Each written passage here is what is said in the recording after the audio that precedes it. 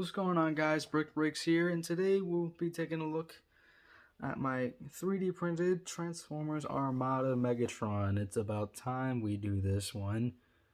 You've known about this thing since May. Now, if you're unfamiliar with my passion for Transformers Armada, check out this review right here. And let's not waste any more time. Let's just get into the figure itself.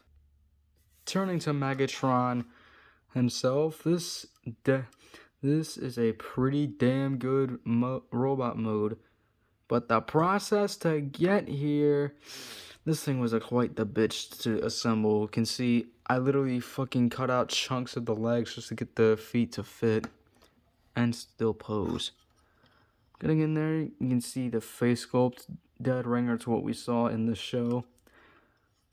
Now the big shoulder pauldrons with the treads, Decepticon logos, the big turret hanging off his torso, the fists here, the waist with the big gap because I can't get that thing in any further, and I'm not even going to try. Nice waist here, got purple thighs and the back half of the tank as the legs, silver feet. Turning to the back, you got the rest of the top of the tank turret. And you got the rear tank treads back here. So overall, this thing, just like with Optimus, came out really nice. I don't know what that blue line is, don't even ask. Articulation wise, ball joint at the head. Head looks up that far and looks down that far. Every ball joint can be a swivel.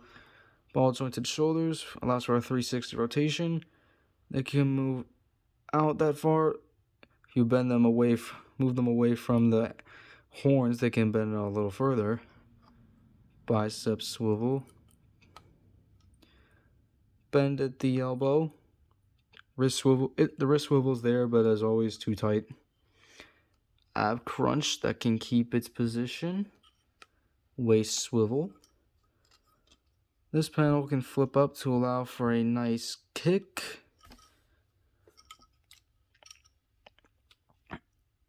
The legs move back that far, and the sides and the side skirts can move up ever so slightly because they're really tight, just to make enough room for the beautiful spread. Barely there thigh swivel, double bend at the knee. Ball joint at the foot, every ball joint. Get it. Can move up, not at all, and move down a little bit. A decent pivot and a really tight toe bends that I'm not going to demonstrate. So yeah, definitely one of the more posable Riza models that I based them off of. Can we get a like on this video for Riza, please? For the accessories I gave him, I just gave him one. That being the Star Saber, which we see him wield several times throughout the show, and you can just makes it easier to remove the arm and put it in.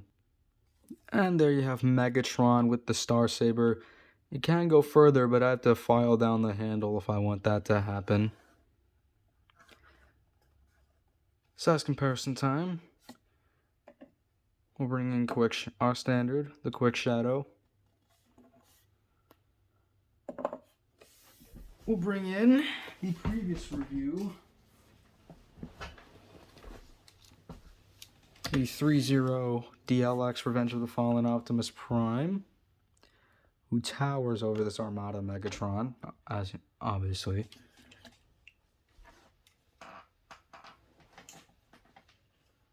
And last but not least, here he is with my Riza-styled Armada Optimus Prime.